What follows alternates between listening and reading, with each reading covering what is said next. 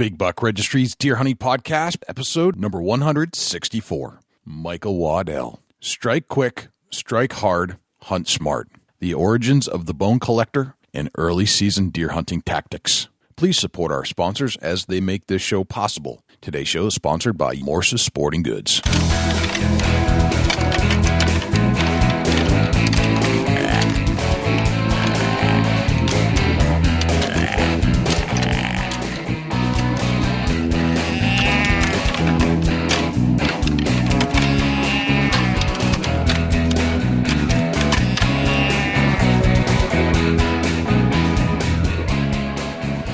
Big Buck Registry is a virtual museum of hunting stories. We preserve a piece of Americana by interviewing and recording hunters about their hunts and experiences from across the country. And who knows, maybe we'll learn a thing or two along the way that'll help us take our hunt to the next level. Hi, I'm Greg Ritz with Hunt Masters. You're listening to one of my favorite podcasts on iTunes, the Big Buck Registry, Big Buck Podcast. Hi, this is Jared Scheffler from Whitetail Adrenaline. You're listening to my favorite hunting podcast ever, Jay and Dusty on the Big Buck Registry's Big Buck Podcast. I'm Lee Lukoski. And I'm Tiffany Lukoski, and you're listening to our favorite hunting podcast on iTunes, The Big Buck Registry, Big Buck Podcast.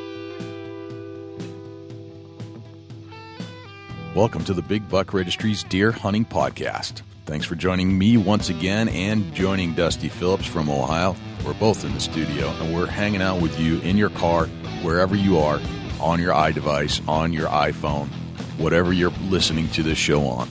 Hey, you know what? It's going to be a pretty darn good day because we're hanging out together right here talking about deer hunting. Have a great lineup for you, and Dusty's psyched about this one because our guest today is one of the most humble and charismatic deer hunters you'll ever meet. And Dusty, I don't think you'll disagree with me. I wouldn't disagree with you one bit, Jay. He's all right. Michael Waddell. Michael Waddell is in the studio with us today. Yeah, man, that's exciting just to say the name, Michael Waddell. Yeah, he's such a good cat, man. He's funny and he enjoys life, and he doesn't take himself too seriously. He's very humble. You'll hear him say that during the interview, and you can tell he just doesn't get all caught up in the whole rat race. You know, it's not like look at me. Although he is very popular, people like him, so it's not like he's not in the spotlight. He is, but you know what? It doesn't go to his head. That's basically what it comes down to. And that's nice to see. Yeah, he's just he's down to earth, man. You know, and that he's level about what he's doing, and he ain't scared to voice his opinion. Exactly. You know, but it's amazing just how much some other celebrity hunters are scared to voice their opinion, where Michael's, you know, it is what it is. Right. You'd think it's, you know, I would put Michael towards the pinnacle of all the celebrity hunters that are out there. You know, if you had to like line them up, I'd say, you know, probably the Shockies are on the top of their game as far as popularity. I would say that Willie Robertson, Duck Dynasties, although I'm still wondering if they actually hunt or not, because I hardly ever see it. I'm sure they do, but it's not really a hunting show. And then I'd say the Waddells, you know, Michael Waddell and his gang with Nick Munt and T-Bone Turner. Right, and then you got to put Michael Pitts next in line, you know. Well, of course, Michael oversees all of them. If you had to like rank them, Michael Pitts is probably just a hair above all of them, right. As he would say. I'd say they probably all learned from Michael Pitts. Right. Him. Yeah. He is the master. He is the one that brings to us the world of polished deer hunting celebrities. He is the one. He is the guy that finishes them off and makes them ready for the big time. Michael Pitts. Yeah. I did walk out to the truck, and man, the air is feeling right, Jay. It is, doesn't it? It's got that smell and that feel to it. It's cool. Crispy like. Yeah. A lot of that humidity has disappeared, and it's got this like dry crispness to it. I mean, September is here, people. Yes, Some people in Ohio this morning, if you listen to the show Saturday morning here, you're hunting. Yes, you are. Opener is today. That's right. We've got some people out in the field right now actually shooting up the resident geese in New Hampshire. You know, it's that time of year, so yeah, it just feels hunting season is officially here in some capacity. I can almost feel like the hair on the back of my neck ankle a little bit when we're talking about it. It gives you the chills, man. It makes you feel good. It gives you the warm and fuzzies. Like it's finally here. Finally, we waited all this time. Like, yep. I remember last year getting close to the end of the season, I had a doe tag, and I said, "Man, I like to shoot a doe," but it didn't happen. man, I passed on some decent does. I should have shot one of them, from meat in the freezer. The last day, you're like, man, I got a long time to wait for this opens back up, Yeah, exactly. But it's here. It's here, man. It's time. Time to get out there. Time to get out in the field. It's still a little early, and it's going to feel a little warmer in the day, but the evenings and the mornings, holy smokes. Talk about a chill up your spine, as you mentioned. Absolutely unbelievable. Before we get to Michael Waddell, we need to get with Jim Keller with the deer news. For the Big Buck Registry, this is Jim Keller with the deer news. Our first story this week, robotic decoys help nab poachers. This story was written by Jackie Crosby of the Minneapolis Star-Tribune.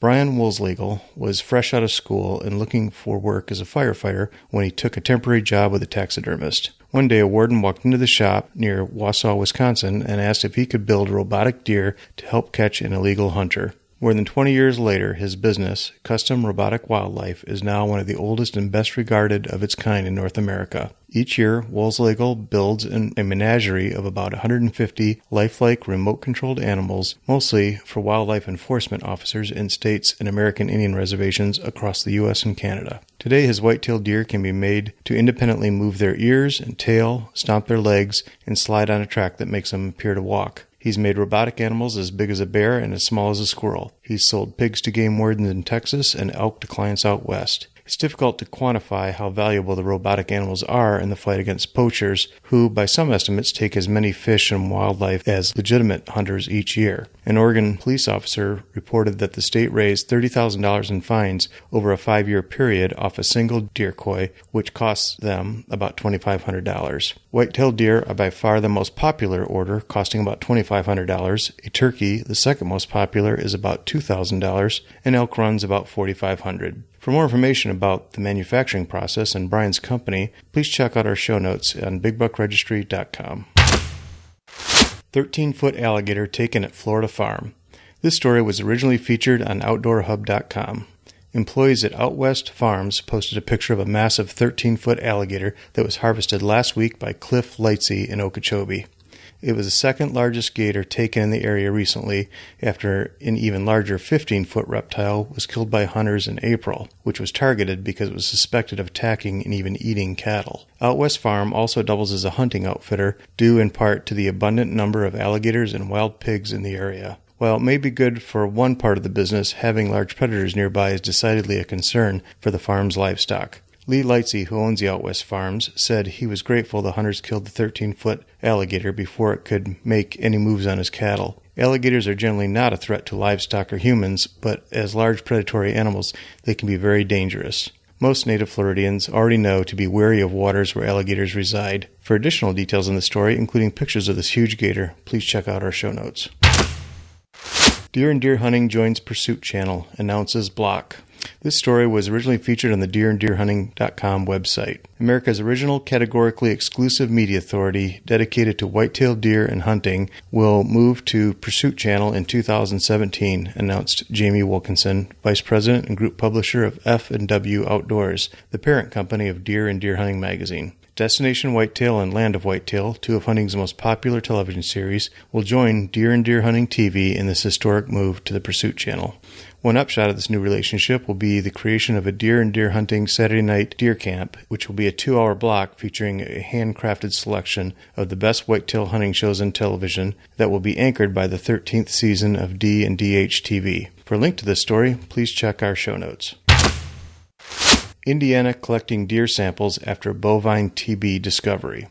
This story was originally reported by the Indiana Journal-Gazette. Indiana officials say they plan to collect samples from as many as 1,100 deer in response to the discovery of bovine tuberculosis in the wild in the state for the first time. The Indiana Department of Natural Resources said Wednesday that it has created a bovine tuberculosis management zone in 3 east central counties where it will collect samples. The emphasis will be on bucks 2 years old and older. The disease was recently found in wild white-tailed deer at a Franklin County cattle farm. The department will meet its goal by requiring mandatory check-in of hunter-harvested deer from September 24th to 25th and November 4th through 27th. There also will be voluntary sampled submissions from October 1st to November 3rd and December 3rd to 11th. Officials say if hunter participation is low, they will remove deer from the surveillance area early next year. For additional details on this story, please check our show notes. That concludes this week's edition of the Big Buck Registry's Deer News. If you have any ideas for future topics or have any questions about any of these topics, please email me at jim@bigbuckregistry.com. For the Big Buck Registry, this is Jim Keller with the Deer News. Thanks to Jim Keller with the Deer News, and without further ado, here is Michael Waddell. Michael Waddell, welcome to the Big Buck Registry's Deer Hunting Podcast. What's happening, my friend? Doing good, buddy. We're closing in. We are closing in. It's almost the season. Yeah, it is. It's right around that corner. Somewhere. Probably is. Well, you know, I found that we had this interesting fact that we had somebody submit a buck from California back in July. And it was a blacktail, and it was a beautiful velvet buck. And I'm like, oh, man. And we're used to resubmitting or reposting bucks that are submitted to us. It's like, do I have an illegal kill here? I can't post this on the Facebook page. Well, come to find out, there is a zone that starts for blacktail. There's one zone that starts in July. And I was like, that's got to be the earliest season out there, if I'm not mistaken. It's got to be, because the only one I would think when it comes to deer hunting would probably be South Carolina. I think they come in August, but holy cow, man, even now here in Georgia, it's so hot and all through the South. I mean, I'm so ready to go deer hunting, but it's right now you'd have to almost hunt in your Fruit of the Looms to even, be able to withstand the heat. Right, flip-flops. You ever hunted in your Fruit of the Looms, Waddell? Not legally. Not legally. I've learned that most of the time, if a grown man's running around in his Fruit of the Looms, it usually ain't up to no good. So, but I've seen times where it would be more comfortable based on the weather conditions to get out of the scent lock and hunt in the Fruit of the Looms because it gets hot. Do you actually have Fruit of the Looms that you could hunt in if you actually wanted to? I guess you could. I guess you could technically. You know, you can get those colored ones. You can get them in different colors. I'm sure you can get them in camouflage. And you remember it was Larry the Cable Guy said he wasn't for them colored Fruit of the Looms. He said because you can't tell when they're dirty. Larry the Cable Guy. He's a classic. Absolutely. That's so funny. Oh man. For sure.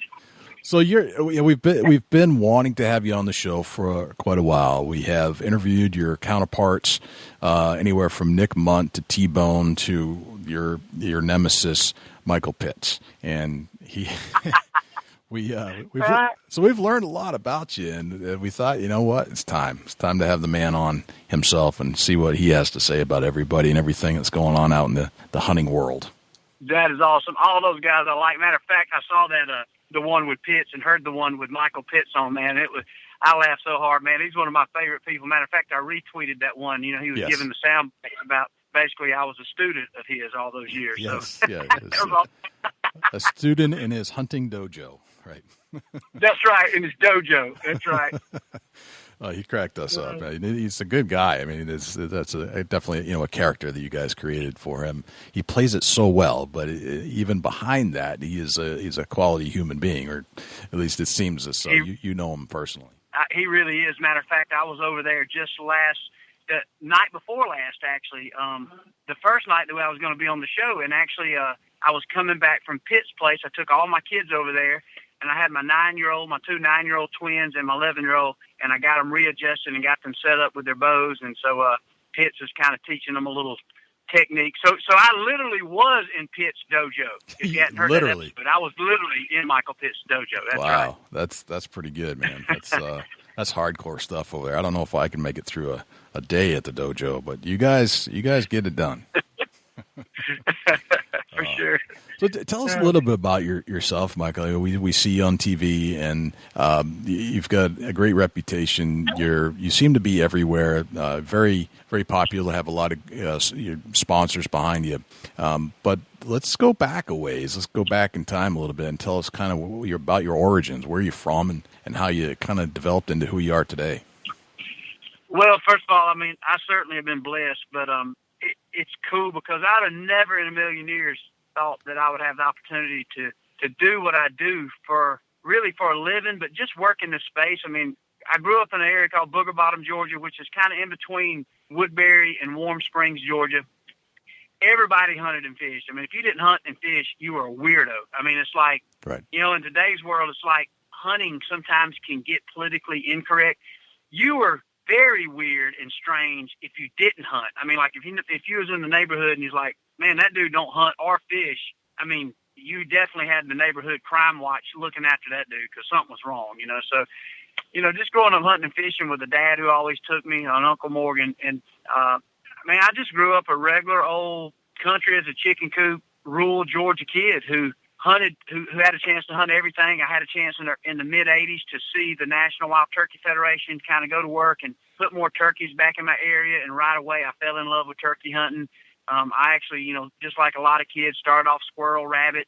You know, we even had a few quail around the area, and then that led to deer hunting, to turkey hunting, and just really just turned into a passion. And you know, and just one thing led to another. And my dad, he was always a contractor, so I spent every summer working, you know, with him on the job, from everything from hanging sheetrock to running a bull float out there on some concrete to literally just, you know, helping trim in a house to dry in a house. So, you know, I learned what hard work was early, and I also learned if you worked hard, you got a chance to play hard. And us, you know, out there where I'm from, playing hard meant you had a place to hunt, and you went and hung out, and you had a four-wheel drive truck that you could ride your little lady around in and get stuck, and then get your buddy to come pull you out, and maybe reverse that same thing the next weekend. So just really just grew up just like a lot of kids in the country who just had a tight, you know, knit group of friends who like to hunt and fish and hang out, and just kind of all-American kind of kid for the most part.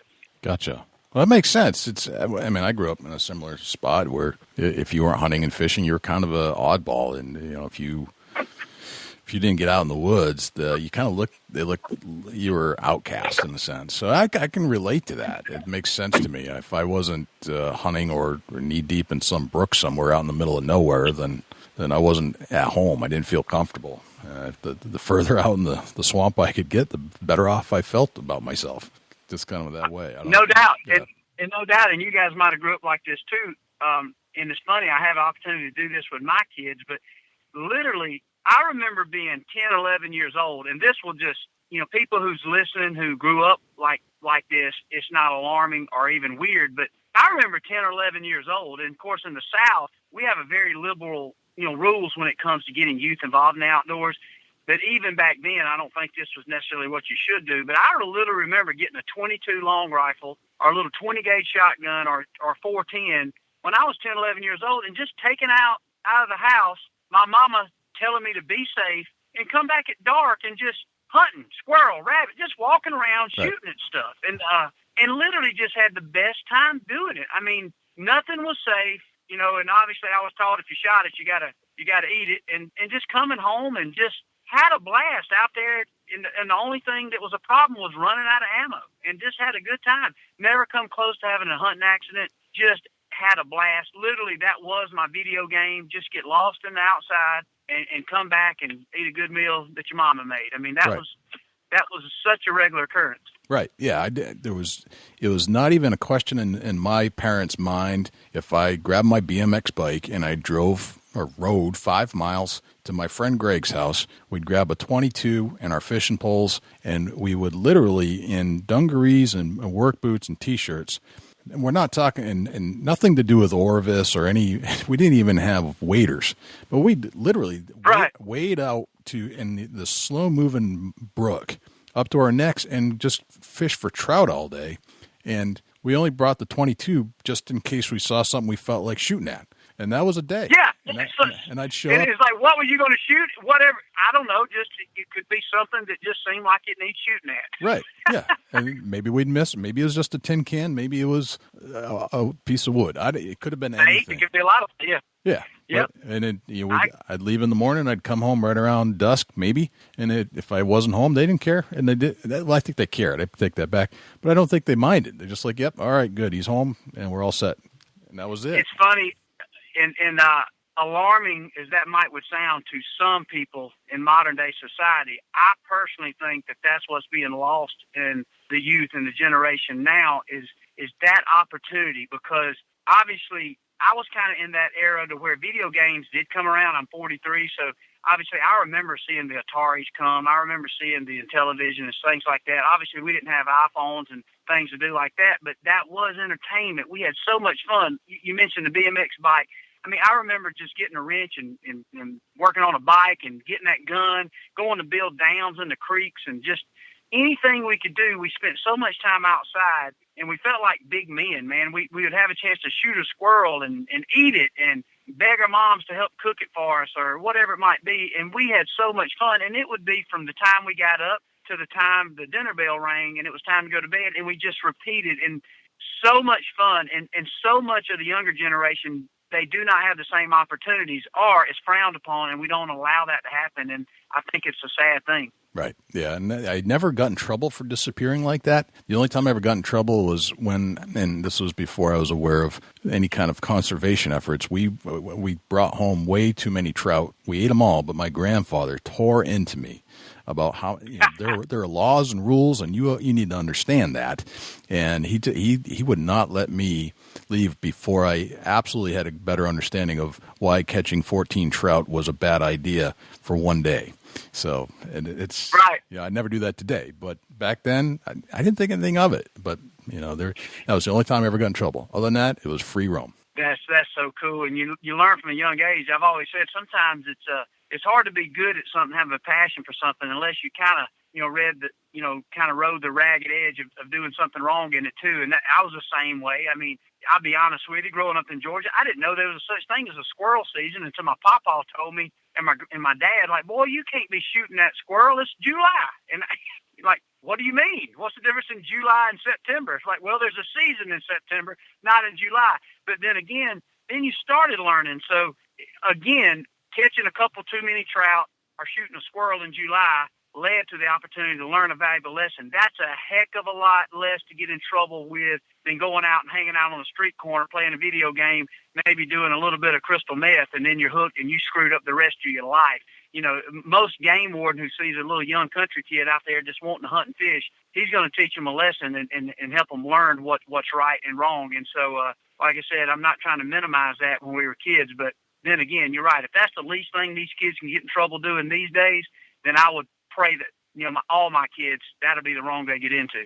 Right, I completely agree. So when you were a kid, this was kind of a normal lifestyle for you, just being outside, and so at that point, I mean, you never expected that you'd be on television and be a popular television outdoor celebrity. I would imagine. Was that the furthest thing from your mind back then? The furthest thing, I never in a million years. I mean, it's like even when I started working with Bill Jordan at Realtree Camouflage, I never thought that I would be on TV or have a chance to host a television show. I knew that there were VHS tapes out there. Even when I was young, I remember watching people. Some of the first tapes I remember seeing was actually tapes like Roger Ragland. I remember seeing even Noel Feather. Y'all might remember. I remember Noel Feather. Just little videos. And then also Will Primos had some stuff out there. There was a couple of different people, but I never thought that. I didn't even know there was a livelihood you could be made around television and video work in the hunting industry. So no, never in a million years. I just realized as I started getting into high school that I become obsessed with it, just turkey calling and realizing that I just wanted to be better at it. I wanted to be better at understanding how to be successful in killing a turkey or get my limit of deer, or then the archery bug bit me. And so no, I never even had a goal of being on television. Gotcha. Yeah, and it did. I can't imagine most people would, but it's interesting how it developed. When did you get your opportunity? Well, I got my first big opportunity when I was in high school. I guess about my sophomore and junior year, I got obsessed with turkey hunting. I mean, to the point to where all my heroes were not sports athletes. They were all people like Paul Butsky, Dick Kirby, Nightingale, those guys. Right. I remember really looking up to Ray I and Denny Gulvis. There were so many different turkey callers that I thought hung the moon, from Preston Pittman, you name it, and Walter Parrott. And so I really just identified with those guys because I just really looked up to them, how good they could turkey call. And I tried to mimic those sounds and mimic the wild turkey. And I started calling a lot of contests. And I met up with a guy named Dale Rahm of Rahm Brothers Game Calls, and he has been one of my mentors from day one. And he gave me some of my first turkey calls, and he said, look, I'll give you all the turkey calls you want if you'll use these in competition. I'd never called in a contest. He had just heard of me and seen me one day, and that kind of pushed me over the limit to say, well, this guy's giving me free turkey calls, I need to compete. Well, immediately I started doing really well and placing at the state level, started competing at the national level, started doing good, and I won a couple really big contests. And the first really big contest I won was called the Realtree Grand America down in Perry, Georgia. I won $1,000, man. I was on top of the world, son. I was like 18, 19 years old, and that's where I started meeting a lot of people at Realtree. And Bill Jordan offered me basically what he called an advisory staff, where he gave me free camouflage, and pretty much that was it. That's all that came with it. So at this point, you know, in the early 90s, I had free camouflage and free turkey calls, and I didn't think a kid from Booger Bottom needed anything more than that. I mean, that's like keeping up with the Kardashians. I had kept up with anybody and everybody just getting that, you know. So I was right. Rich and famous, I thought, at that point. And so that led to having an opportunity to guide and take some people hunting with Realtree, and they would pay me $100 a day to guide, and I couldn't believe that. And I was getting a chance to take people like Dale Earnhardt, who I couldn't believe I was even meeting, much less taking them turkey hunting. I met a lady named Laura Lee Dovey, who was an outdoor writer, who just kind of also took me under her wing and was telling me what I should do, and kind of helped me understand that there really was a true hunting industry, that you can make a living in it. And about the same time, I was going to Heaton and Mare School, you know, the technical school, and I just really thought I was going to kind of sign back on and help and work with my dad in contracting and build and remodel houses and just, you know, live a small, simple, you know, down-home life. And literally around that same time all this was happening, David Blanton had asked me if I thought I could run a camera, and it just so happened me and a good friend of mine named Shane Collier over at Big Buck Trading Post, I was working part-time as an archery tech over at this archery store, and he and I had happened to video a bunch of our own stuff on VHS, and I showed him some of the footage, David Blanton. And he said, dude, just run a camera. He said, I'll pay you to, you know, not just guide, I'll pay you to run a camera. So I started kind of working as a freelance camera guy. One thing to led to another, and at the end of that year, he offered me a full-time job, making a big whopping $18,000 a year, and once again, free turkey calls and free camouflage. So, man, I had hit the big time. And so just kind of one thing led to another, and with the growth of the industry, Outdoor Channel come along. And one thing I really respected about Bill Jordan and Realtree and David Blanton, they always pushed me to be creative. Like they would say, what do you think, Michael? You know, what do you think about our videos? What do you think about All Stars of Spring? What do you think about Monster Bucks? So I'd give them all these ideas, but, you know, being a young kid, you didn't really think that they would take your advice. And so I'd say, man, what about we do this, this, and this? And so they're like, let's do it, Michael. Let's do it. And so I remember as we were fighting that battle when TNN became Spike TV, and then we were trying to switch Realtree Outdoors over to ESPN2 at the time, we started, and for the first time I realized that there was kind of this political battle of nationally representing hunting to a non-endemic, or in other words, everybody didn't live in this bubble of hunting and fishing and, you know, this campfire talk that we're talking now, that there was a world that was kind of against us, and it was politically, in a lot of cases, incorrect for hunting shows to be aired at a national level. Right. And so that's when, about that time, Outdoor Channel come on the mark. And I remember I had this idea of this TV show, which turned out to be Realtree Road Trips. And so I remember pitching David the show, and I remember pitching David Blanton this show, and he said, man, I love the concept of the show. And I said, well, I don't know who we get to host it. I just think it'd be a good show for this Outdoor Channel, this new network. Yep. So with that said, he said, well, why don't you host it? And I'm like, no, David, I wasn't pitching it for me to host it. I was just saying, he said, Michael, you'd be the perfect guy. He said, you know, you're young, you're charismatic. And he said some nice things about me in that little production meeting. And next thing I know, I'm sitting there with Realtree sales team, and we're going over a production schedule. And I'm like, oh my God, you know, we didn't talk about raising my salary or nothing. It was just, I was going to get a chance to put the camera down and go hunting. And I couldn't believe it. And so the rest is kind of history. And we started the Realtree Road Trips, and that kind of led to just, you know, opportunities for me as a, if you want to call it, a hunting personality. And I've always shied away, guys. I've never liked the term professional hunter, because we all are professional hunters. We all try to promote hunting. And so with that, I don't sit here and claim that I'm a better hunter than anybody or anything like that. I just simply want to promote the culture of hunting, and I want people to understand how fun it is.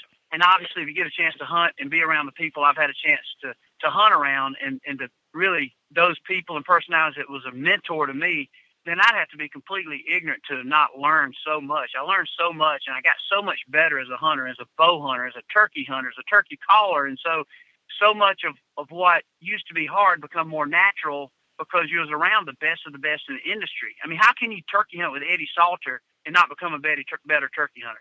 Right. How can you spend 2 weeks with Chuck Adams and not understand how to be a better bow hunter? And so I was just so blessed, and it was literally like being in a whirlwind in almost a fantasy world. All these people I'd looked up to and admired, they literally had me under their wing and just was, loving on me, teaching me things.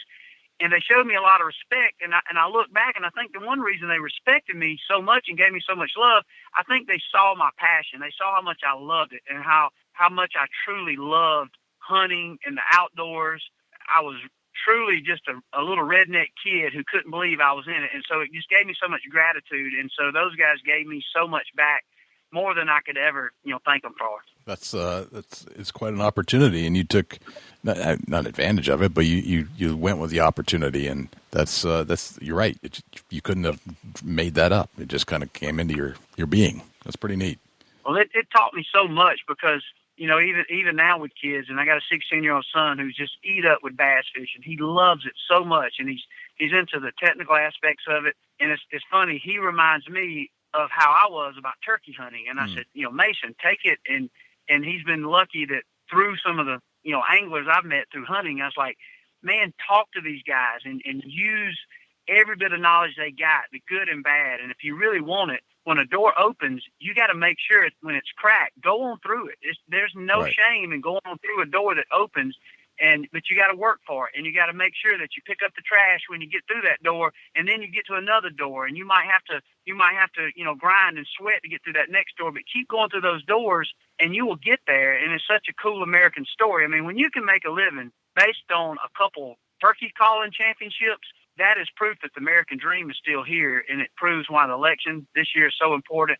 Because in America, you can take a passion, just something you truly love, and you can not only make a living, you can make a great living in it because you're still rewarded with hard work and passion in this country, and it sometimes gets overlooked. I completely agree. I agree. I don't think people realize that you can do it, and it just takes hard work and effort, and you have to stay with it and not give up, and it's persistence. But you're completely correct in stating that. You got to have the drive. You definitely need to have the drive. Sometimes people think they want to do something, but a lot of times what they really want, they want the money and the fame. They want that within a week or two of getting out there and doing it. And so what you realize is and it's so cool to talk about it, even my career, because, I've been in this space now for 23 years, and that'll show you that, man, ever since I was 19, 20 years old, I've been working in it. And if you keep up with, say, Bone Collector road trips, literally in the last 4 or 5 years, I've really started to make some money. Right. So a lot of times you see somebody on TV or you see the show or you see a hunting personality or hear somebody on radio, you think, dude, they're making a killing, man. They're in the hunting industry. They're freaking raking it in, and, I'm having to pay for this and that, and this rich guy, he ain't no better hunter than I am. Man, I don't consider myself rich. I consider myself rich by the standard that I get to do what I love for a living. But for 20-something years, I worked in this to keep the light bill on and to do what I love. And luckily, by the grace of God, Bone Collector has given me an opportunity to give us some financial freedom. And I don't take it for granted. And anybody that buys a Bone Collector product, man, I love them, man. I'll hug their neck and I thank them because there's so many things they can spend their hard-earned dollars on. And when they buy something that we help create, that we help to hopefully, generate jobs in America with through something small as a hunting brand, it means something to me. And so, but with that said, it took a long time to get there. There was a lot of years. I worked a long time at Realtree down there running a camera at $18,000 to $22,000 a year, eating Vienna sausage. And so, right. So sometimes you got to be patient. Like I said, you got to keep working and keep grinding. Yeah, you got to pay your dues along the way, and then stay with That's it. right. Eventually, it comes, but it's not a cakewalk. You got to put it all together. So when did Bone Collector come into the picture? When did you transition out of Realtree road trips into the Bone Collector?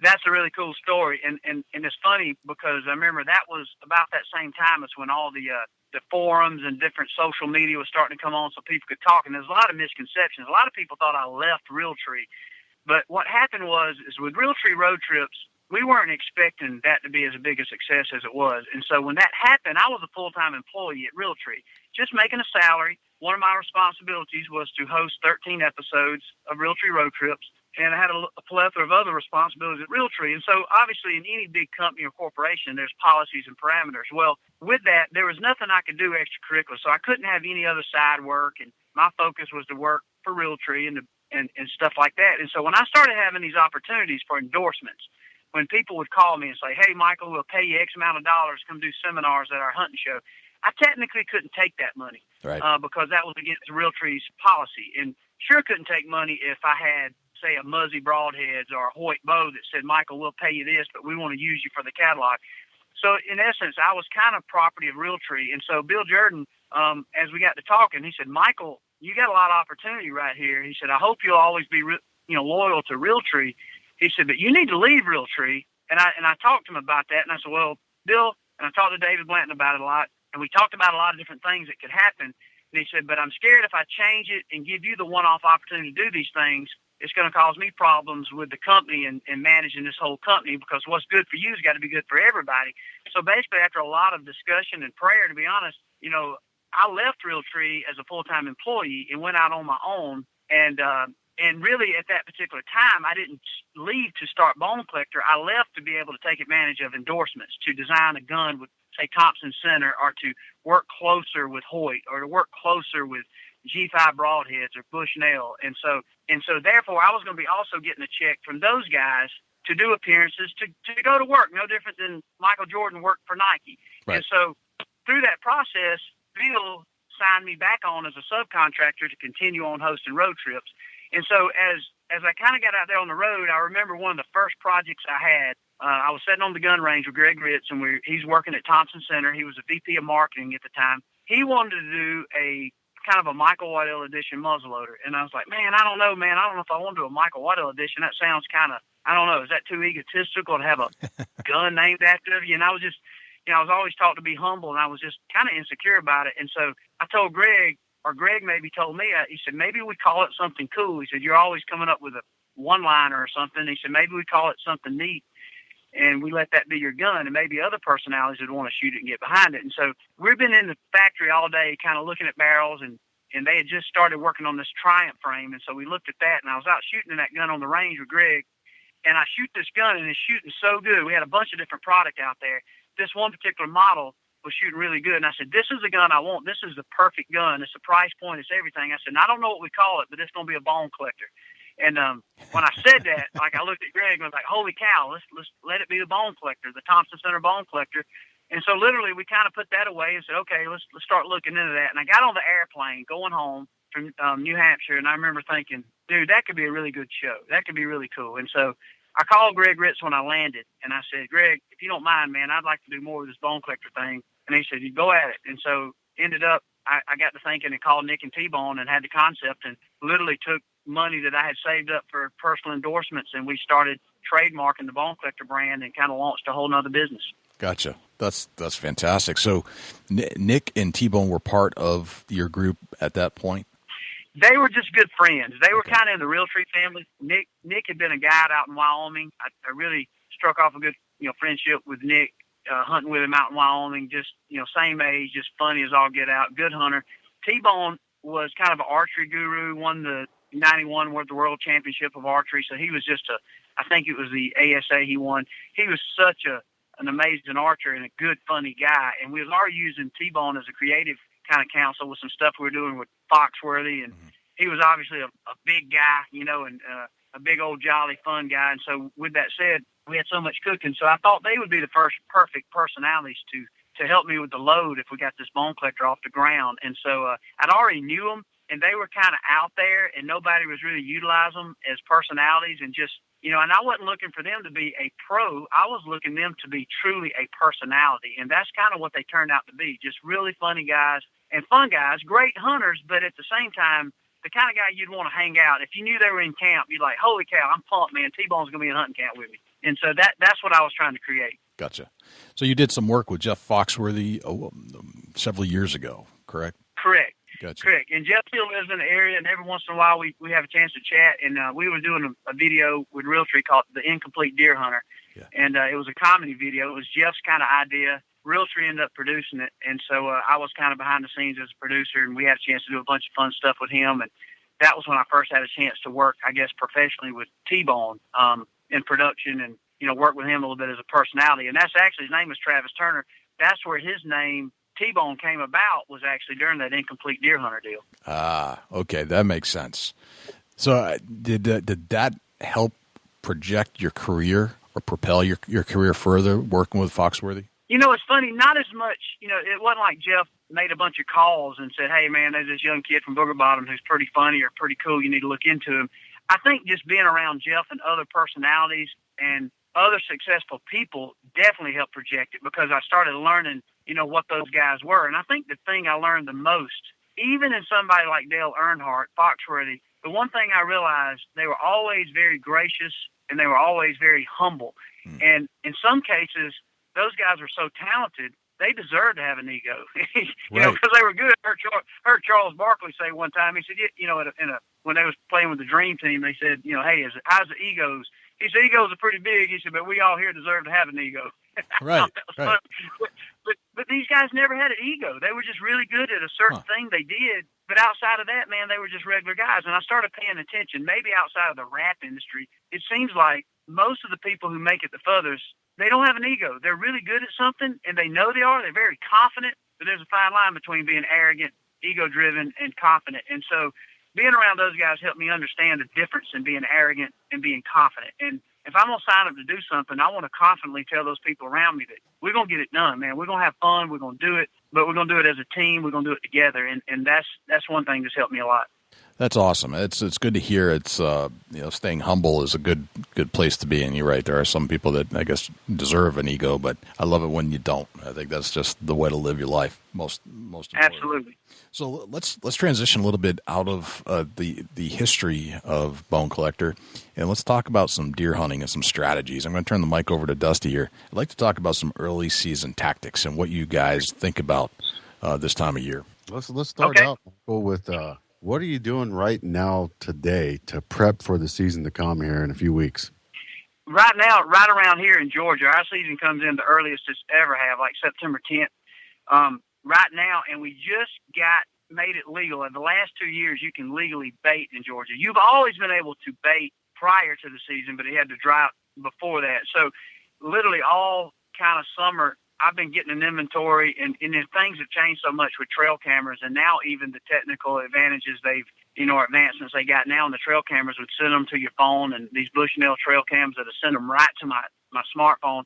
So you can kind of monitor and inventory bucks all year long. And so right now I'm literally been bush hogging a few trails and kind of getting a line of a strategy. I got a pretty good inventory and just putting stands in place and getting ready, because obviously early season is these bucks on this late, summer food pattern. That first 2 or 3 days that you hunt them, man, it can be just deadly on them. And so I think almost right now for early season, not just here at home, but also the places we know we're going early, especially for whitetail, is just really getting ready to make that strategic attack. And I almost think you got to get all the intel you can, especially the summer months and leading up to the season, to be ready just like a Navy SEAL to come in and strike quick and strike fast, to hunt smart rather than hard, especially early season. If you'll hunt smart, I found early season you can be a lot more successful, especially if you can afford some of the technical advancements in trail cameras where you understand what the deer are doing right there. I think right now, kind of looking into the early season, especially when it comes to whitetail, we're just kind of really taking all the intel. And now that really I think so much has changed in the way we all hunt, and it seems like I never thought I'd see the day that it seems that you're saving your money up to see how many cameras you can get in your arsenal as far as trail cameras. And now you even got the wireless cameras that send them right to your smartphone. That is amazing. So now, right now, I just been kind of bush hogging trails. We're luckily here in Georgia, we can legally bait all times of the year now, at least in the southern zone of the Georgia I hunt. We got some phenomenal bucks. So I got a really good inventory of all the places we can hunt. And of course, I've got kids. I got a wife that loves to hunt. And so, Daddy been doing all the work. And so they now trying to eavesdrop and see what kind of bucks I got and where I'm going to set them, opening day. So it's kind of fun to do all that. But now when it comes to hunting, these cameras have showed us that you can hunt smart is more effective, I think, especially on whitetail, than hunting hard. And I never thought I would have seen that happen, because these cameras can tell you when these deer start really hitting the food sources, start doing certain things, and then when the timing's right, you can slide in there. And that first couple of days you hunt an area based on the intel, I mean, it's almost like being a Navy SEAL, man. You got all the information, come in there and be ready, and you can almost watch your clock. And 6:30, 7 o'clock, if that's regular when they've been hitting the food source or food plot, maybe early season soft mass, tree situation, whether it be persimmon or fruit tree, you can come in there and kind of cook your cornbread, man. So it's pretty cool. So I would say the advancement of technology in these trail cameras have changed a lot in the way I prepare. Gotcha. Do you keep any kind of record of year to year of what bucks and where at and what you're after for the new season? I've been blessed to do that. It's funny. I'm kind of stuck in between old school and new school. One thing I've always kind of not liked about the hunting industry, how everybody nicknames their buck, and we kind of get into this, well, he's only 5, let's give him the 6.5, or we're not going to shoot a 4.5. I've always said, man, I raise kids and I shoot deer. I've always said that. But I've been very blessed to have a few places that I can come back to and hunt regularly. So it's definitely changed my mindset that, yes, I do keep an inventory, and I kind of got it cataloged as far as the deer that I've seen the last several years, some that I know are up-and-comers, and some that I know that got by that are still there. So it's actually exciting to kind of go back and look at the years past of trail cam pictures on a hard drive or on the computer and say, man, this buck's back. And it becomes almost as fun as actually hunting the buck itself, just knowing that you got them back. It's almost like a mysterious stranger that you know. Is there any particular methods that you're using to bring bucks back in early season? I've had really good luck with I've been using that Big and J, that BB squared, and I'm telling you, I've used it all from corn to every product out there. I've had so much luck with that. That aroma on that is so good, and there's something about early season that they just love it. And everywhere across the country, I've had really good luck kind of getting good inventory of what bucks are there, and you can buy it in a little brown bag. And what I like about it is you can put it out in the first couple of days. You got it out, man. It seems to just really, the bucks seem to really pound it. I don't know if it's, and I think after doing a little research and talking to Jeremy and some of the guys up there, I think what helps too, it's actually a attractant, but it was built to be originally a protein-based feed to help grow antlers. But they realized that the market was way bigger for an attractant, and not everybody was trying to year-round trying to grow big bucks. And so they turned it into an attractant versus a protein supplement. So I think something about that early season, that early summer months and to late summer, those deer just really pound it. And I've had really good luck with the Big and J. Good deal. Yeah, just curious to see if there's any techniques or methods that we need to be using as hunters ourselves to draw on them bigger bucks. What about tree stands? Are you placing tree stands, or is that already done? No, believe it or not, I'm more last minute on that, because I'm really big time a lock on tree stand hunter, and so I've got some spots that I go hang that I know is traditionally going to be a good spot, whether it be around a white oak acorn ridge or maybe it's a food plot that I know I'm going to plant, and I know it's going to be a good northwest setup, and I'll have a couple south wind setups.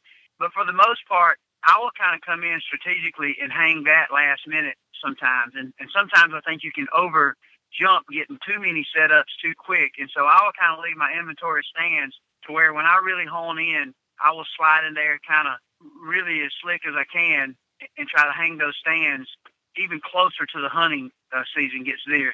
That way I can kind of be more agile when it comes to what the wind direction is and where exactly I want them based on what the deer are doing.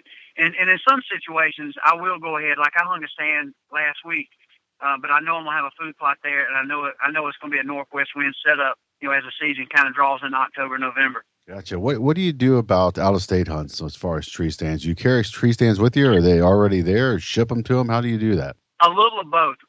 That's one thing that's kind of fun that is also a challenge. We do a lot of out-of-state hunting, and we do a lot of hunting with friends who allow us to hunt. Like I was just talking to Jeff Danker. He's going to be he's somebody I look up to, just a really good guy, and he's invited me to come hunt his Oklahoma place. And the good thing about that, I'll be honest, I know nothing about his place, but I don't have to because Jeff Danker has invited me, and I'm going to be hunting the stand that Jeff Danker hung. And then as we get there, we'll tweak the stands, and if I see something happening, then Jeff will be the first to say, yeah, we need to move over there 200 yards or whatever. But for the most part, when you hunt a place like that, where whether it be hunting with you guys or hunting with a friend, then they've done the homework, and vice versa. I have a lot of different hunting personalities that have come hunt with me and friends that they're hunting my sets based on what I know. So it's almost a lot of sharing your resources. And then in some cases, if it's a certain situation or a leased property or a place that we get a chance to hunt, we might go ahead and send some stands in advance. And then when we get there, we'll kind of start, and what typically is a 5-day hunt, we might turn it into an 8-day hunt, to where the first couple of days we're really kind of taking inventory and we're learning the property ourselves. So there's a lot of different ways we go about it, but I've had almost everything happen, from those long drawn-out hunts where you find success to where you know nothing about the place, but it kind of becomes a do-it-yourself. Then I've had hunts where it might be a situation like you guys invite me up, and I don't know anything. I show up with a Hoyt bow and a sharp broadhead and some camouflage, and y'all say, go down here. You'll see some cat eyes. It's called the boat seat stand. Get up there. It should be good for northwest wind. By the way, I've been seeing a pretty good 10-pointer on trail cameras. And literally crack daylight, and look, here comes a 10-pointer in, and I shoot him, and I know nothing about it. And you know what? And all I am is I'm coming back to camp with a bunch of hugs with whoever put me on that spot. So it's a little bit of everything. Right. Yeah, that makes sense, though. And that's what I was going to say, and that's what I really love about it, because you see so many different areas, and what works in Georgia, you might get up in y'all's country, and I may be hunting as a guest of y'all, and what really works for me here might not work as good there. And what works for all of us there might not work in northeast Montana or Wyoming. And I love the challenge. And then obviously I drew a Nevada elk tag this year. I've been putting in for 20 years for this tag. I drew a Nevada elk tag. I drew a Unit 16A archery elk tag in New Mexico. And so, you're not hunting deer, you're hunting elk. And so you always got a lot of different challenges. And it's been fun to be faced with stuff that's in your comfort zone, but also out of your comfort zone. And so many of those animals that used to would have been I knew nothing about, you've learned a lot about, because we've been blessed enough to hunt them. So it's funny. I've been doing it a long time, but it's never got old, because the strategy always changes. Always changes. Yeah, that's got to be definitely a challenge, mentally, physically, and the ability to read an area and take information from all these people that you're hunting with. Is that a huge challenge when you go somewhere and they tell you to go down there and hunt, and maybe your mental game is thinking that it needs to be set up different? Is that a challenge you run into while you're in the woods? It can be, because sometimes you're only as good as what you think you know, and sometimes you can think too hard on that. And I think I definitely come more laid back over the years of doing this, because you realize that it does change, and you're not going to be smarter than the guy that you're hunting in his backyard. And so getting back to the whole professional deer hunter, if you want to be good at something, you got to listen, you got to pay attention, and pay attention to every aspect of it. But sometimes it is, and the only time it gets really tough is maybe when I'm turkey hunting. If I'm probably cocky in one area, it's probably turkey hunting. So if somebody's working a turkey and I'm getting frustrated, then it might be tough on me mentally to go with the plan of where I'm at as a visitor. Then it's tough for me to kind of stay the course, and I want to change it up. But for the most part, everybody we hunt with is very open, because they'll have something figured out. And obviously when you find yourself hunting and in real time, sometimes the strategy does kind of change, kind of like the football coach when they put together a plan. A lot of times it will change. Yeah, that makes sense, and then I see the struggle that could be there mentally for you, being in a lot of situations hunting wise, that you're very well educated on what's going on and what needs to happen. I'm sure there's some issues there that sometimes you have to overcome and go on with your own plan.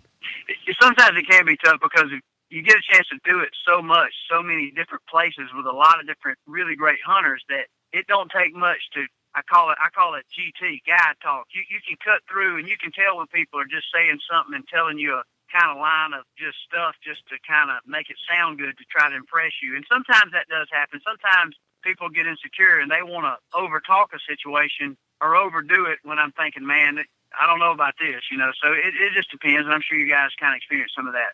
Sure. Yep. Yeah, absolutely. Michael, do you ever transition into some like ground blind stuff? You talk a lot about being in the stands. Does a ground blind ever come into your strategy or tactics where you're going?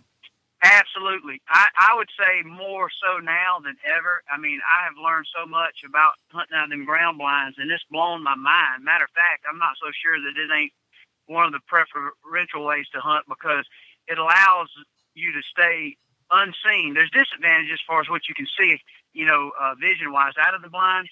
But yeah, I love hunting out of ground blinds. I've actually started leaning on them a lot more because, especially hunting with kids and my family, it's really cool, and it seems to cut down on scent really good. And you can put a ground blind anywhere. And I've learned so much over the years. A lot of times I thought that those ground blinds have to be so brushed in that they have to be invisible. But now I've learned if you allow a deer to get used to a ground blind, you can put it in the middle of a food plot. You can put it on the edge. You can be standing out, and you can put it anywhere, and you can find success. And so there's no doubt, even from the southern states to the Midwest, man, I've had a chance to take some really good deer with a bow and arrow out of those pop-up ground blinds. Really effective way to hunt. Interesting. I've been hearing a lot more about them. I have one, and I haven't really attempted to hunt as much out of it as I have tree stands. And I'm up in New Hampshire. I'm in the Northeast, so my hunting style typically is a stock, or if we have snow, it most likely will be a tracking type thing. So we're not sitting around, we're actually getting on a trail and following a deer until we get a shot at it. But right, I got you, yeah. Yeah. So, but the ground blind seems to be like a nice answer to all of it, and especially when I have my 9-year-old son who's eager to go and kill his first deer, and he's fidgety. This is a ground blind seems to be a nice tactic for that, and he's taken his first turkey. Now he's like, all right, now I want to shoot a deer. It was the first thing he said after he killed his first turkey this year. He said, all right, now I want to shoot a deer. It's like, okay, that's so cool. Let's go do that. Now he will twist and turn, and he's like any 9-year-old boy. He's going to be moving around, and I guess we could get him into a kind of tree stand. I haven't explored all the options, but it seems like a ground blind might be the nicest way to introduce him to that, and not get busted. They work extremely well, and you can put them in any situation, and that's one of those things too. You don't have to really overthink it. Just put it out there. Let the deer get used to it. The first few times deer come and see the ground blind, they'll circle it, and I think it's important not to hunt the ground blind the first time that you put it out, but once those deer kind of get used to it, it becomes a bale of hay, and they don't pay it any attention. It covers all movement for the most part. It helps in scent containment, and it also is a very safe factor. I mean, I send my kids all the time. I got a 16-year-old son. He's got his license. I ain't got to worry about him falling out of a tree stand, or if you hook your safety belt up right. You can just send them hunting, and you know that it's a very safe way. And obviously, too, the kids, they're playing on phones and stuff, and so it just, even me, so it covers a lot of movement. And, no, it's a really effective way to hunt, and you can hunt comfortably. Right, gotcha. What about scent control? What do you guys focus on when it comes to that stuff? We do wear the scent lock technology for we use carbon technology in our clothing. Works really well. We're starting to work with some other companies that's coming out with some really cool scent elimination type of spray. That keeps evolving and getting better and better. However, it's really tough. I think the toughest thing to trick is actually the deer's nose. It's nearly impossible. But definitely, the way I look at it, in so many cases, there's nothing that's completely foolproof. But if there is something out there that can help, it depends on how much money you want to invest into it to help you. But there is some proven technology out there in scent containment that can help you. And again, the key word is containment. It doesn't mean complete scent elimination, but anything you can do to minimize or help yourself, especially if it don't break the bank, I think it's crazy not to try it. And so that's how we look at scent containment. So we've been really pleased to use the Scent Lock product and to use some other things. It's helped us a lot. Gotcha. Very, very cool. I wanted to see if we could turn to some of the questions that we put out a questionnaire out to our audience on our Facebook page, and we said, hey, we're interviewing Michael Waddell. We want to know what questions you'd like us to ask so that you can listen to it on the podcast. So I'd like to move over to that a little bit and see if we can answer some of the questions for some of our listeners and our fans on Facebook, if that's cool. That'd be awesome. I'm going to go with the first one. This is kind of the elephant in the room this week, I guess. This is about the Bomar kill of the bear with a spear. And Under Armour pulling away from the sponsorship because of what occurred there. What's your opinion of the situation, and is this something that you kind of encounter sometimes when you have sponsors like this? Do you have to be very careful about what you put on film and what you produce and put out there? Yeah, I mean, that is a hot topic.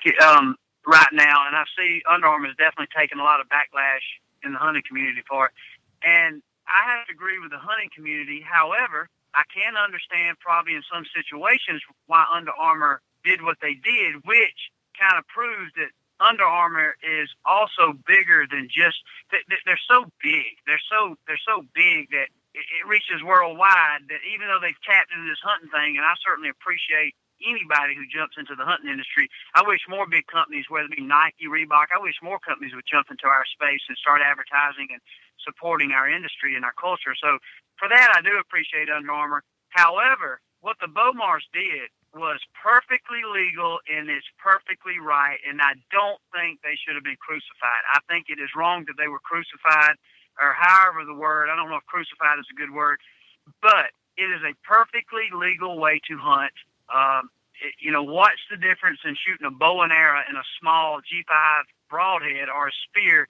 The bear was humanely, taken out. It is what it is, and I think it's very important that the hunting community has to rally around each other, and it's a problem in our industry because so many times, because of what we enjoy and how we like to hunt or what we like to hunt with or how big or how we like to go about it, sometimes the hunting industry can create the biggest negativity within our industry because we don't stick together. The crossbow hunters against the compound bow hunter, the traditional archers against the compound hunter, the rifle hunters against the muzzleloader hunter, the bear hunters against this guy, and the steel hunters against the dog hunter. And so what happens is we create all this divide, and therefore we're not united, and we make it easy for people to dissect and pick apart us as a culture. And so I think what I want people to do is hunt. I want a kid, I don't care if he goes to the woods with nunchucks or a Chinese star, a spear, a slingshot, a 22, or a 357 Magnum. I want these kids hunting. Find it, what you like, what trips your trigger, and get out there. The good Lord made these renewable resources for us to put on our table, to enjoy with our family, and I think it's very shallow for another man to dictate how it should be done. So for that reason, I am 100% for the Bowmars on this. I hate that they lost some advertising opportunities and an endorsement with Under Armour. Under Armour has to pick and choose. I understand why they might have done it because of the backlash, but then again, I think they would deserve any backlash they get when the hunters decide not to buy their product because they didn't truly stick with the hunter. So Either way, Under Armour was in a tough situation. They was going to lose some business either way. But I think that's why I think you can't be riding the fence. You got to be all in or all out. And as far as I'm concerned, the Bowmars were perfectly legal. They didn't do anything, and I think it kind of didn't show well with Under Armour when they cut them. That's just my opinion. Gotcha. All right. Very good. Dusty, what do you got? Brian Livingston asks, why do we not ever see you hunting in the big woods of Maine, New Hampshire, or Vermont? Good question. Because that is a good question, because I ain't that good a hunter. I'm going to tell you right now, you better know your stuff when you get up there in Vermont and Maine. That's some tough country to hunt in.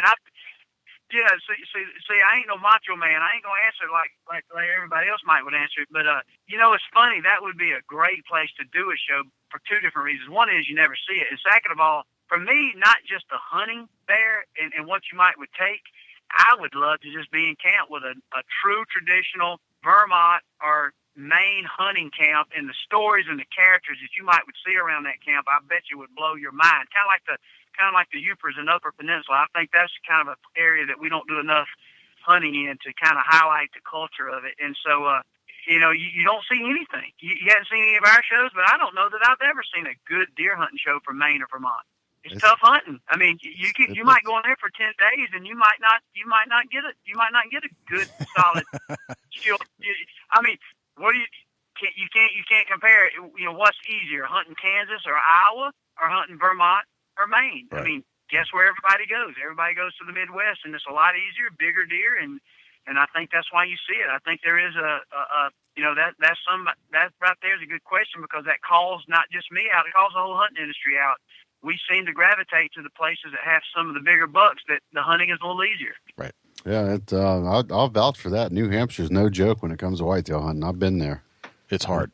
It's tough. It's tough. Man, 5 days of hiking, hunting, looking, searching, sniffing. It was It was definitely a hard hunt, and it was definitely one of the most memorable hunts I've ever been on. But I never did lay my eyes on a deer, a whitetail, the whole time I was there. Right. Hey, there's some so-called great hunters in this industry that would starve to death if they had to go hunt and eat what they killed in Vermont or Maine on a deer hunt. And then again, there's some people that's got it down to the science. They're every year find success and kill big deer in that country. Right. Yeah. That's it's something that you learn different areas, and it's a whole new ball game when you go out to the East Coast like that. It's unbelievable. I mean, these guys No doubt. these guys are like goat ridge runners hiking mountains that I've never really been in, because here in Ohio I don't have much of that. I'm on flat. That's right.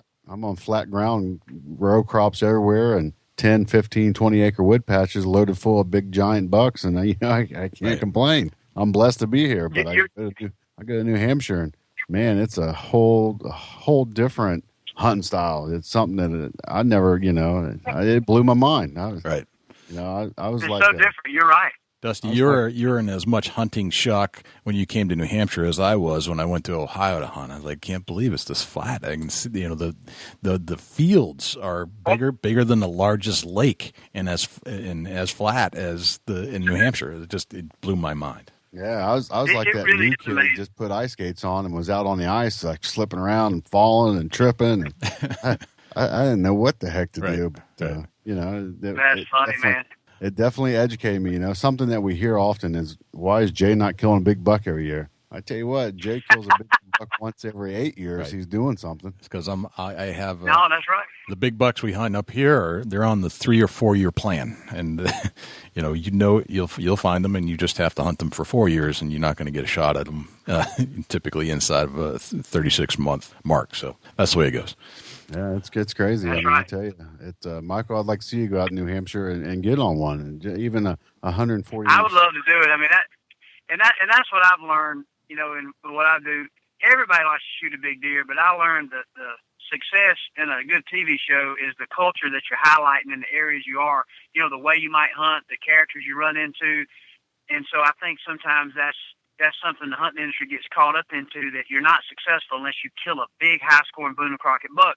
That's not the case. We all dream of doing that. We all invest our money to hope that we do. But when it gets down to it, man, we just want a campfire in a fun environment that we can enjoy a different challenge and have fun. In some situations, it's going to turn out to be, can be lucky and easy. And other times, you gruel it out in bitter cold or just logging miles and hours. And everything becomes fun if you're around the right camp and around the right people. Yep. Yeah, there's no doubt about it. Could you imagine, Jay, Hillbilly Weatherman, Michael Pitts, Michael Waddell, and me and you? Holy cow! That'd be that would be quite an adventure, and we may end up with more footage of just us having fun than actually shooting a deer. But that's the you ain't lying. That's the way it goes.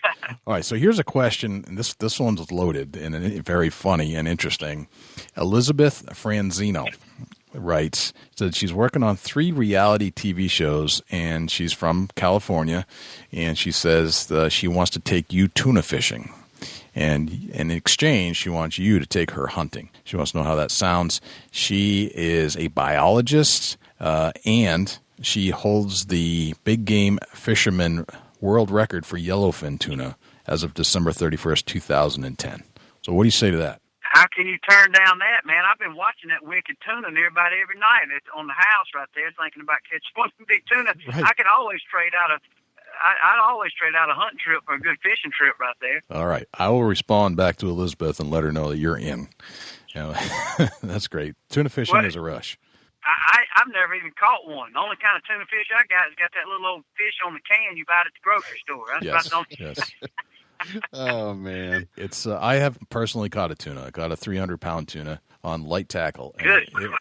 My arms are about to fall off after a 2-hour drag. And when I say drag, it was literally dragging our boat all across the Atlantic Ocean. It was nuts. But I can't imagine, man. I see that on that show, and I know what it's like to catch a 20-pound amberjack. I can't imagine a big old tuna. Yeah. Holy cow! A 300-pound tuna, bigger than some of the biggest deer ever, and you gotta manhandle it. That's nearly the equivalent of reeling in T-bone right there. There you go.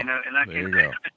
All right, so I have a question about somebody that Let's say you're buying a new bow. How long does it take you to get comfortable with it? And, there's all amazing technologies out there. But I think right now people are buying bows off the shelf. Our friends over at Morse's Sporting Goods, every time I walk in there, they're low on some kind of supply, and it's been more or less in the last 2 weeks that things are way down. But people are buying these new bows. The technology is as advanced as ever been. How long does it take you to get used to a brand new bow? You know what? The turnaround now is really quick, and mainly not only are the bows better than ever, but also I think a lot of that goes to the pro shop that you set it up, or the bow wrench, I call them, that sets that bow up for you, that understands you, that can get you set up in something that fits you. And for me now, I've literally took a bow at lunch. I did it this past year in Ohio, or 2 years ago in Ohio. Brand new bow, literally tying a peep sight, shoot it at lunch in between hunts, and I went that same evening and shot a Pope and Young buck with the same bow. So I think every bow's different. It is something that we're kind of really blessed that every year, when especially Hoyt comes out with a new bow, they will send us the new bows for us to test, to start marketing. So in some cases, you get something that you really like. Like I got a bow right now. I've got this Carbon Defiant. I also have a Hoyt Nitrum, and those bows, man, I love them. Holy cow, they shoot amazing. But guaranteed, come about late October, November, they're going to have the brand new bow for next year, and they'll want us to immediately start shooting it. So you have to learn to kind of do it quick. T-Bone sets up our bows, and Michael Pitts sets up a lot of our bows. So the turnaround of how they set those bows up for us, we can literally be out and literally making 50, 60-yard shots within a day or two at a level that we feel confident of hunting with and filling a tag with. So it's changed a lot. Gotcha. So the learning curves on these new bows is pretty quick. That's it. If you're shooting it the same day, that's crazy. Gotcha. There no doubt. If you change completely a whole different cam design of a different bow design, when it comes to the way a bow shoots from say a speed cam to a going back and forth between the kind of a more forgiving bow to a speedy bow, I think it takes a little bit more learning in how to shoot it. And sometimes you'll get a bow that you just don't like as good as your older one.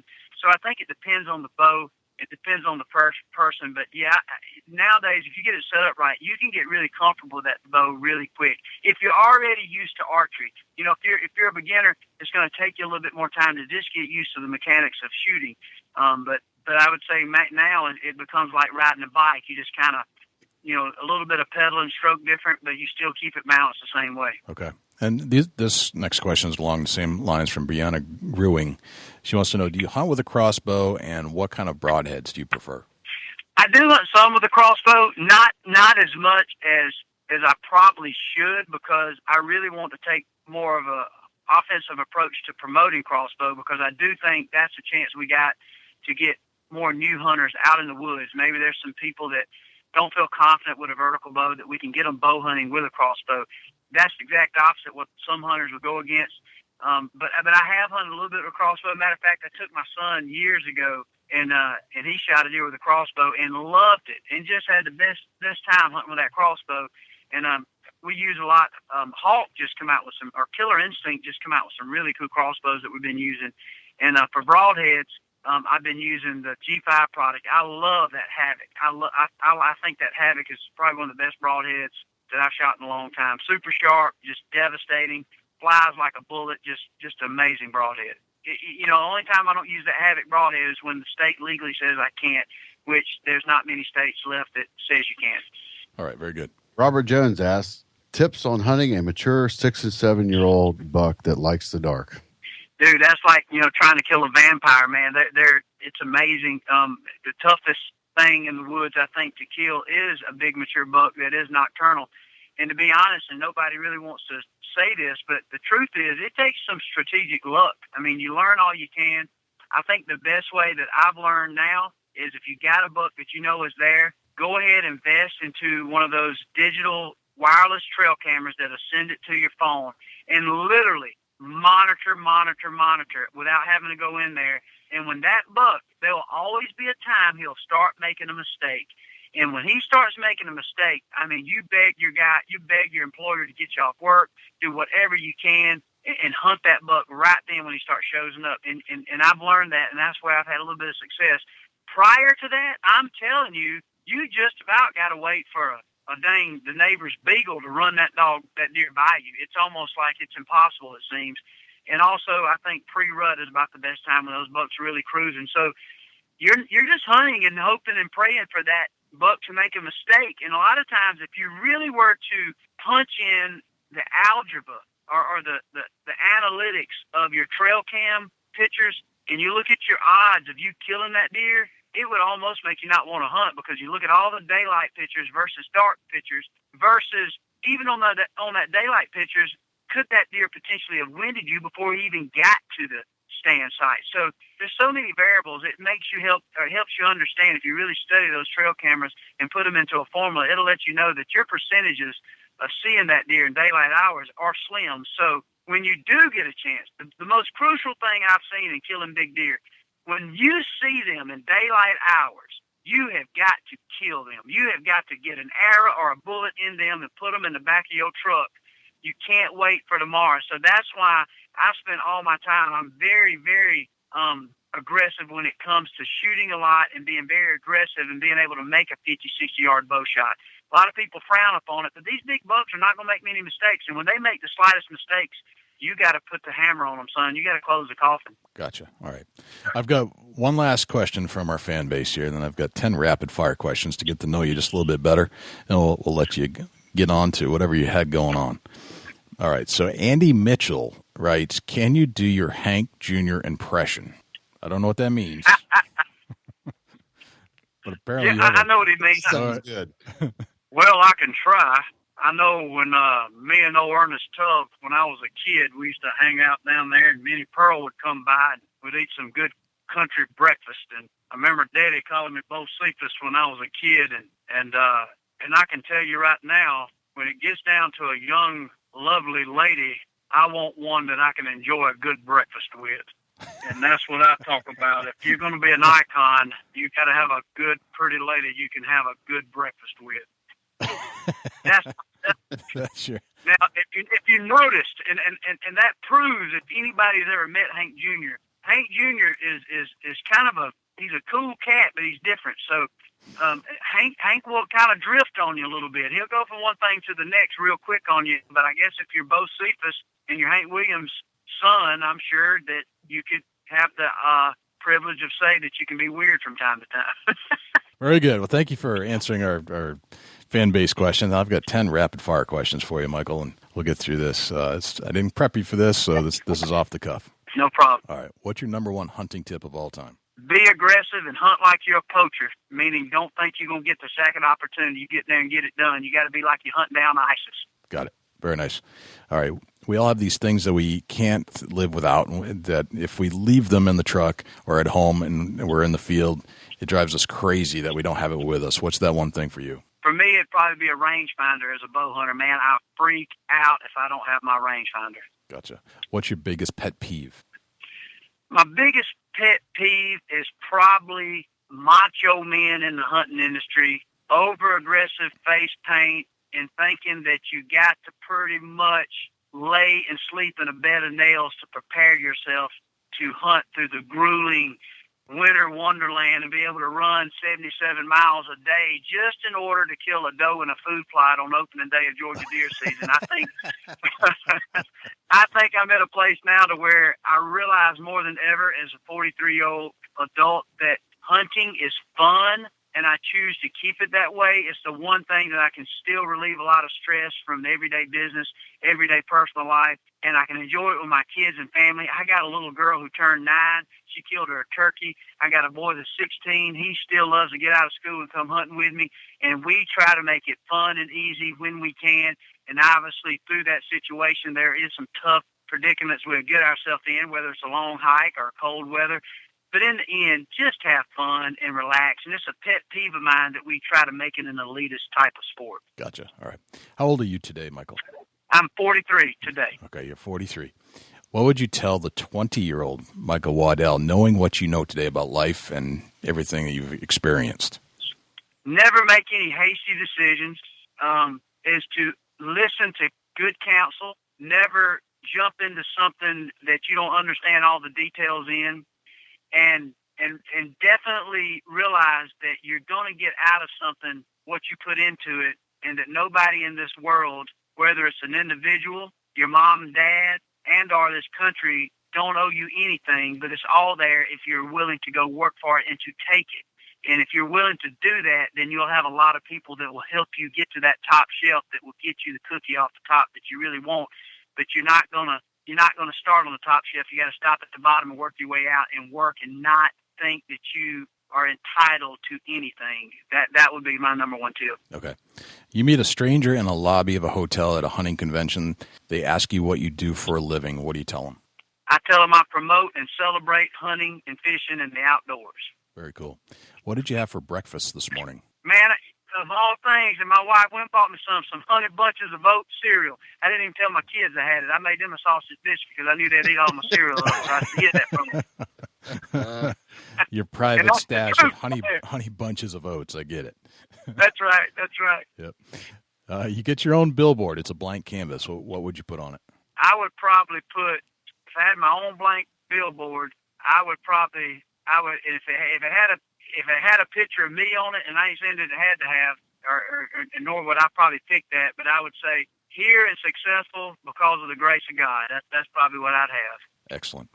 All right. If I say the word successful to you, who's the first person that pops into your head and why? I would say Chuck Adams. I don't know why. I know we mentioned him earlier. I always looked up to Chuck, and I'd say why, because Chuck knew what he wanted out of life, and he stuck to it. He shaped his personal life and his goals around achieving what it was that he dreamed of. And so for that, I think Chuck is a cool success in my eyes because he kind of accomplished what he set after, and he sacrificed a lot, but he also gained a lot.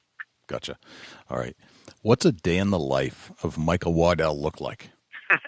To be honest with you, I would say very hectic. It's not as laid back. My personality is very laid back, but overall, in starting a business like Bone Collector, I've had to learn a lot about the business aspects of things, and so I'm not educated. I don't have a college degree. I just got out of high school, and so I've had to learn a lot. And so balancing family life with my kids, my wife, and business in a hectic schedule of being on the road, there's a lot of demand for my time, and so with that is trying to find the balance between what can wait, what works, what deserves my priority, and to balance that between personal and business. And I would say overall the day in life of Michael Waddell is way more stressful and hectic than most people would think, but at the end of the day, I'm always very gracious and thankful for what I do have the opportunity to do. Gotcha. All right. And finally, what does a deer hunting day in the life of Michael Waddell look like? I think a deer hunting day in the life of Michael Waddell is that would be more laid back than what most people would think. I think the one time I can truly be at ease and relax is when I'm hunting and I get all the responsibilities of business and chores put away and my focus is just to hunt. And I would say it would be getting in the deer stand around 30 minutes before light.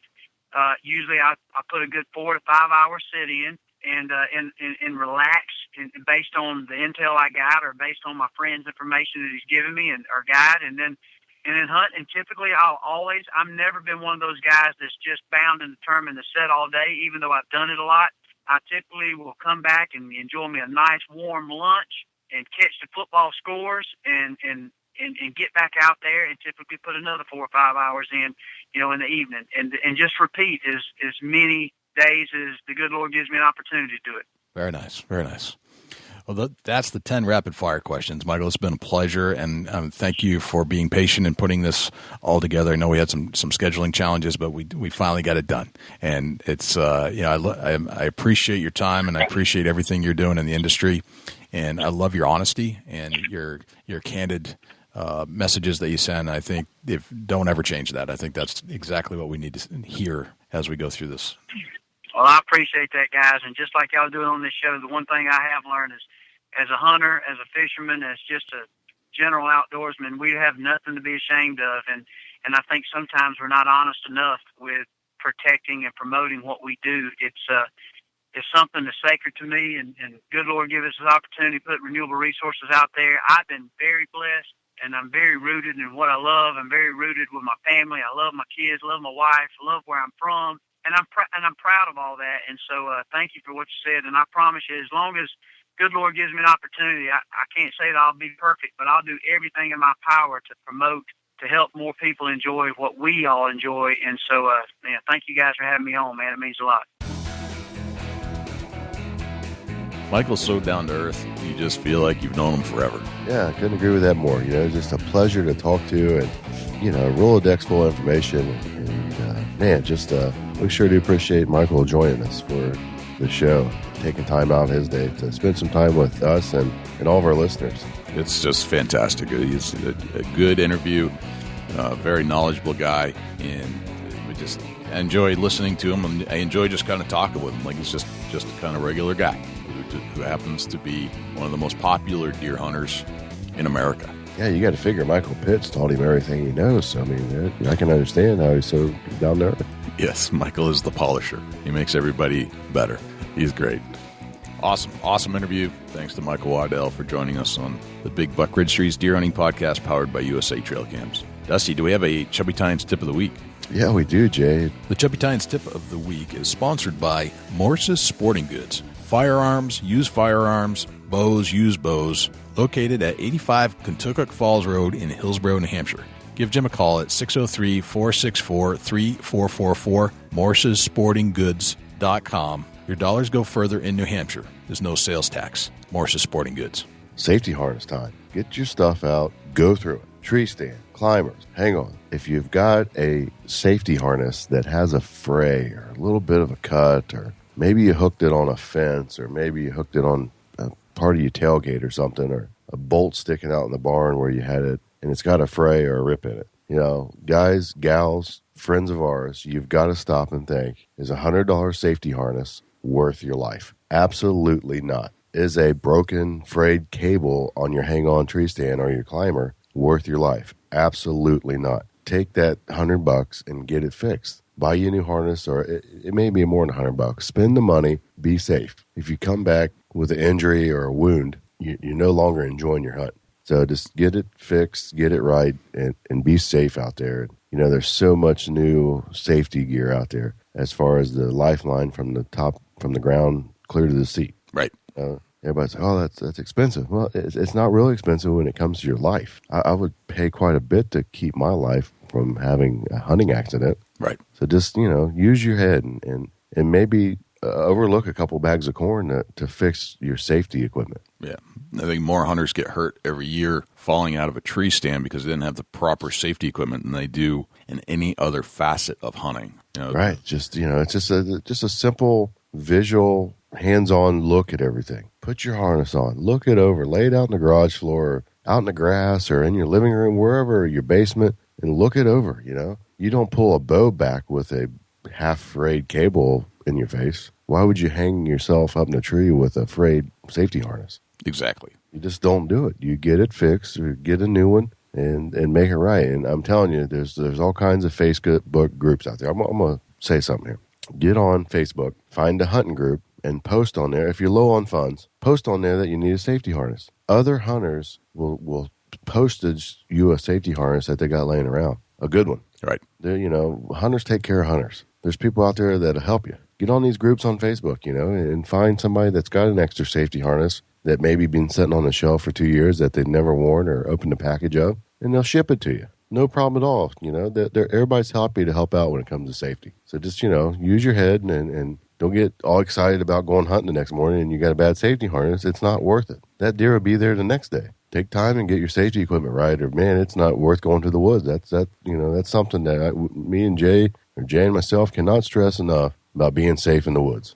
Right. We want to hear your story, not a horror story that you fell and broke your neck or your back or your legs or your arms, or we see it every year. Why should this be happening? You gotta wear some kind of safety gear. Exactly. Yeah, we spent. That was one of the efforts that we focused on when I hunted in Ohio with you. Is we made sure we had our safety harness. It's a little awkward, and it certainly bulks up your gear, but it was absolutely essential. Yeah, you gotta have it. And a lot of guys go on these hang-ons, and they're leaving the hang-on out in the woods for all summer, and the weather just eats the cables out of them. Well, what was really good last year could be really weak this year. So take that in consideration. You got to check your gear. Yeah. Just because you think it's good doesn't always mean that it's safe. Exactly. So And I would guess that if you needed some stuff, Morse's Sporting Goods would be carrying that over at their place. Last time I was there, they had a whole bunch of it. So if you want to like save some money on sales tax, you can buy it in New Hampshire right from Morse's. Listen to the ad and you'll get all the contact information for that. Oh, that's an absolutely great tip, Dusty. It's that time of year. We will all be in tree stands before you know it, and check your equipment before you go out there. Make sure you're safe. Yeah, it just takes a few minutes, and man, it could save your life. Absolutely. So, well, thanks to Michael Waddell once again for joining us on the Big Buck Registry Deer Hunting Podcast, and thank you to Jim Keller with the Deer News, and thank you to Morse's Sporting Goods for sponsoring the Chubby Tines Tip of the Week.